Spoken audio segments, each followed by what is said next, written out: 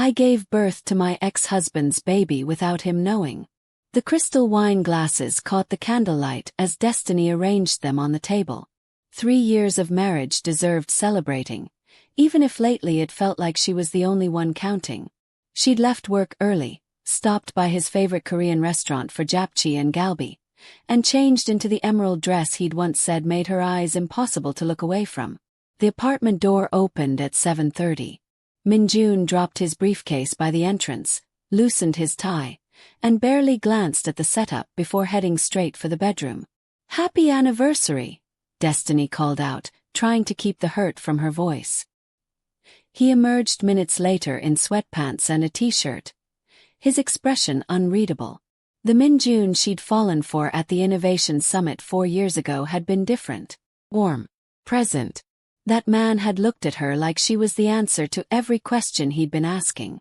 This stranger wearing his face looked at her like she was a problem he couldn't solve. "We need to talk," he said, pouring himself water instead of accepting the wine she offered. Destiny's stomach dropped. Those 4 words had never preceded anything good. "There's an opportunity in Seoul," Min-jun continued, his voice flat. "A senior position at the headquarters. I've accepted it." Seoul. Her mind raced through possibilities. "Okay, I can request a transfer. My company has offices there. Or I can look into remote work arrangements, or I'm going alone." The candles flickered. The food grew cold. The anniversary Destiny had planned so carefully dissolved into something unrecognizable. "What are you saying?" she whispered. Min-jun finally met her eyes, and the emptiness there was more painful than any anger could have been. "I don't feel the same anymore. I haven't for a while. I think we both know this hasn't been working. We haven't been working because you stopped trying." Destiny's voice cracked. "We can fix this. Marriage counseling, more communication, whatever it takes." "I don't want to fix it." Each word landed like a stone. "I need space to figure out who I am. This life, this marriage, it's not what I want anymore." "When did you stop loving me?" He looked away. "I don't know. Somewhere along the way, I just realized we weren't right for each other." Destiny gripped the back of the dining chair to steady herself. "Is there someone else?" "No. This isn't about someone else. It's about me needing to be free." Free. As if their marriage was a cage instead of the partnership they'd promised each other. Min-jun packed that night while Destiny sat on their bed, watching him fold clothes with the same methodical precision he brought to everything. No mess, no emotion, just efficient removal of himself from her life. "If this is really what you want," she managed, "at least talk to me. Let's figure this out properly. We owe each other that much." "There's nothing to figure out," he said, zipping his suitcase. "The papers will be drawn up while I'm settling in Seoul. This is better for both of us." He left before midnight. Didn't kiss her goodbye. Didn't look back. Destiny sat surrounded by the remains of their anniversary dinner, and learned what it felt like when forever ended on a random Tuesday in March. The first week she called constantly. Left voicemails that started angry and ended desperate. "Min-jun, it's me. Again. Just call me back. Please. I deserve more than silence. At least give me a real explanation. I don't understand what happened. We were fine and then we weren't. Just help me understand." Every call went straight to voicemail. Every text showed delivered but never read. It was like he'd erased her from his existence. Her best friend Amara showed up on day 10 with Ethiopian takeout and determination. She took one look at Destiny, unwashed and hollow-eyed, and nearly cried. "You can't keep destroying yourself over someone who walked away." "He's just confused," Destiny said, the words automatic. "Once he settles in Seoul and has time to think clearly, he'll realize." "Realize what?" Amara's voice was gentle but firm. "That he made a mistake. Even if he did, would you really take him back after this?" The question hung in the air, unanswered. After Amara left, Destiny tried one final time. She typed out a careful message, asking for closure, for dignity, for some acknowledgement that their years together had meant something. Then her stomach lurched violently, and she barely made it to the bathroom. When the nausea passed, she sat on the cold tile floor, trying to remember when her last period had been. 6 weeks. 7. Whoa. The universe couldn't be this cruel. But the 3 pregnancy tests she bought the next morning all told the same story. Destiny was 8 weeks pregnant with Min-jun's child, and he'd vanished to Seoul without a backward glance. The clinic was too bright, too sterile. Destiny stared at the ultrasound screen, watching the tiny flicker that was her baby's heartbeat. "Everything looks perfectly healthy," the doctor said warmly. "About 8 weeks along. Will the father be involved in the prenatal care?" Destiny's throat tightened. "He's overseas for work. I need to tell him first." Outside, she sat in her car and tried Min-jun's number. Straight to voicemail. Again.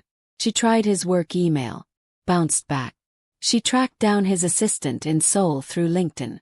"I'm sorry, but Mr. Kong has requested that all personal matters be handled through his attorney. I'm not authorized to forward messages. I'm his wife." "I understand, but I have my instructions."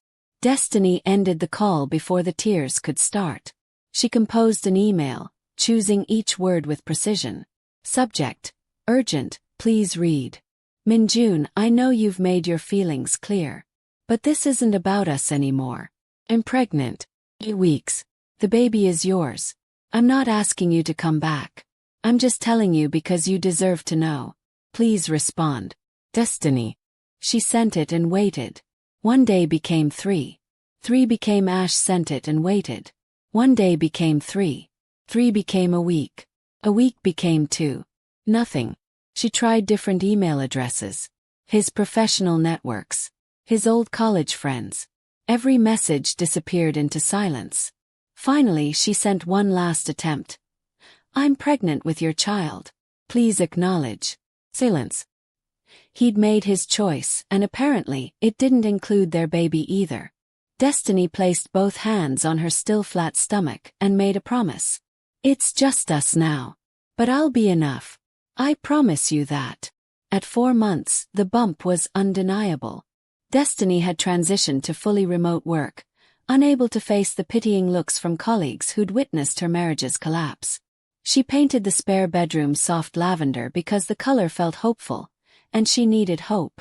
Her sister Zara video called every evening from Lagos, a lifeline across the ocean. "You look exhausted," Zara observed. "Are you sleeping?" "As much as anyone can when there's a tiny acrobat using their organs as a trampoline." Destiny attempted a smile. "I find out the gender tomorrow. Are you going alone?" "Amara's coming. I'm fine, really." Zara's expression softened. "Have you heard anything from him?" "No." Destiny's hand moved to her belly instinctively. "It's been 4 months of complete silence." "He's made his position abundantly clear. You tried everything, Destiny. His choice to ignore you is his failure, not yours." After they hung up, Destiny opened her laptop, telling herself she was just checking, just making sure he was alive. The search results stopped her heart. Korean tech executive Min-jun Kong steps out with Seoul socialite Jiwoo Park. The photos were everywhere. Min-jun in a designer suit, his arm around a stunning woman in haute couture. They were at some charity gala, both smiling, looking intimate and comfortable. Destiny scrolled through article after article, each one a fresh wound. Sources say Kong and Park have been inseparable for 6 weeks, bonding over their shared passion for technology and innovation. Friends close to the couple say they've never seen Min-jun this relaxed and happy. This relaxed.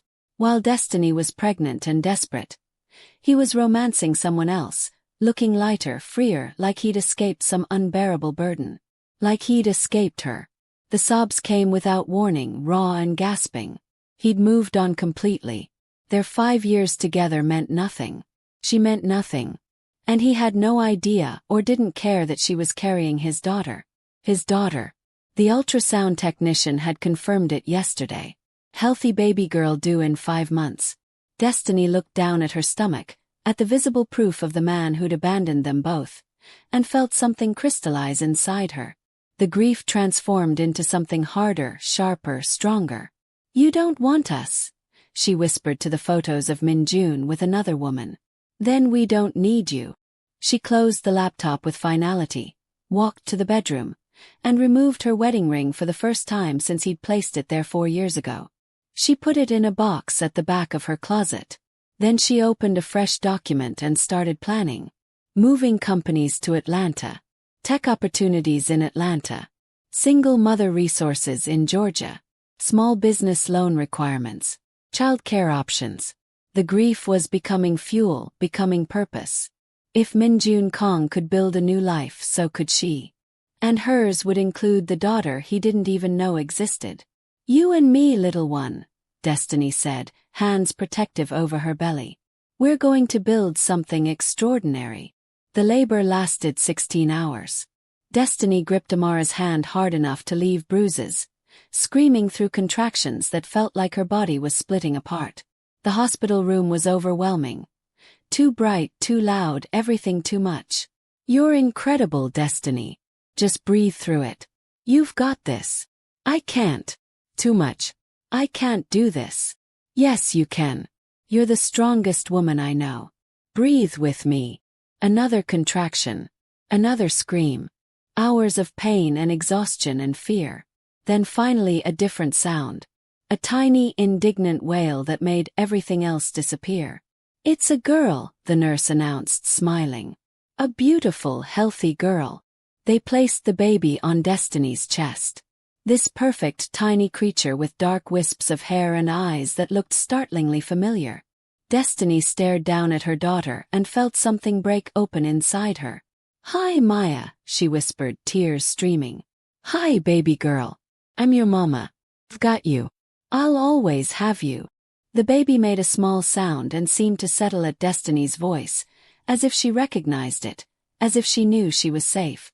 Amara leaned over, her own eyes wet. "She's perfect. Absolutely perfect. She has his eyes," Destiny whispered before she could stop herself. Amara squeezed her shoulder. "She has your strength. That's what matters." Later, alone with her daughter, Destiny let herself think about Min-jun somewhere in Seoul with his new girlfriend, completely unaware he'd become a father. Did he ever wonder? Did he ever regret?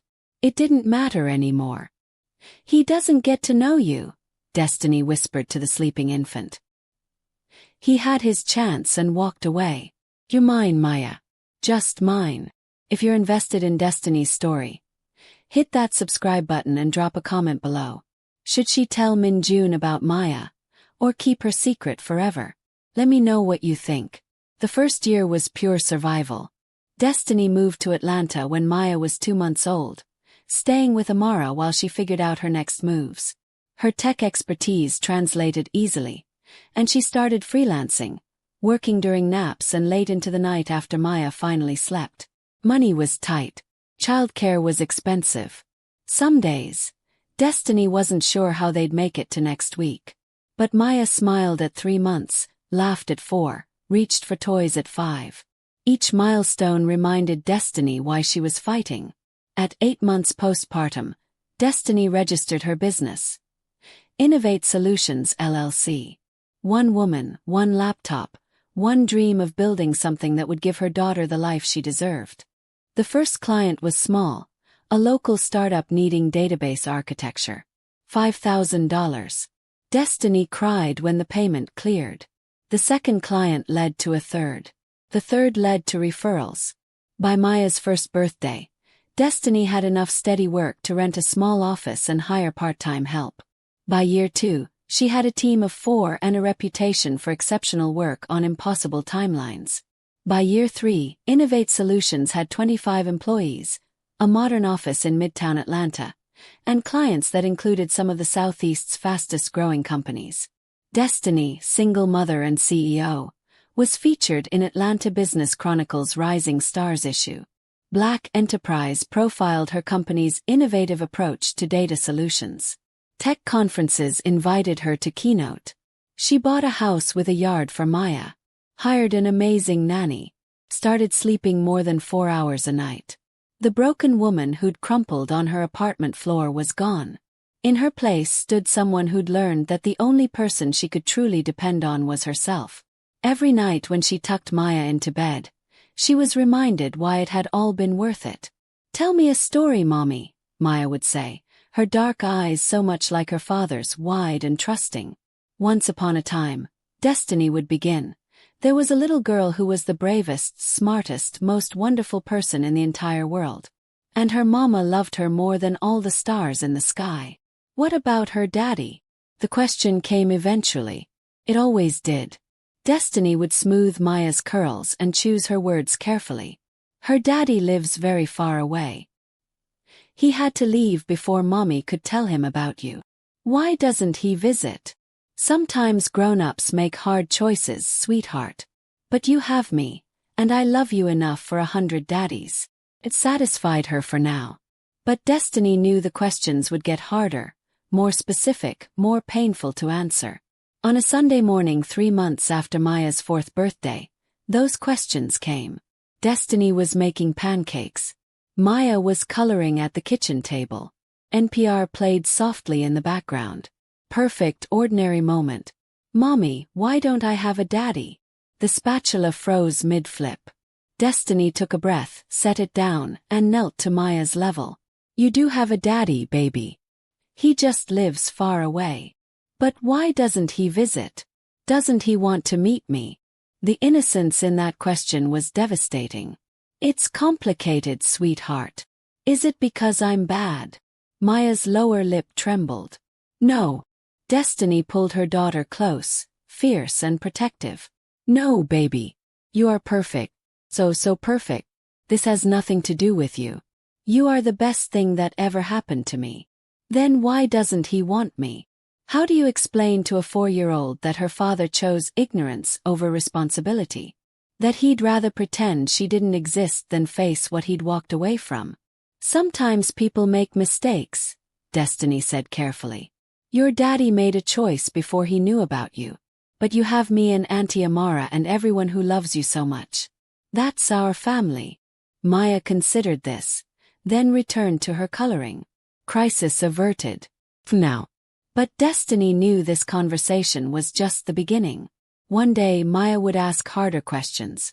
One day she might want to find her father. And when that day came, Destiny would have to decide whether to protect her daughter from rejection or give her the truth she deserved. For now, though, they had pancakes to make and a Sunday morning to enjoy. Just the two of them. The family they'd built from heartbreak and determination. And that, Destiny thought as she flipped the pancakes and listened to Maya humming while she colored, was more than enough.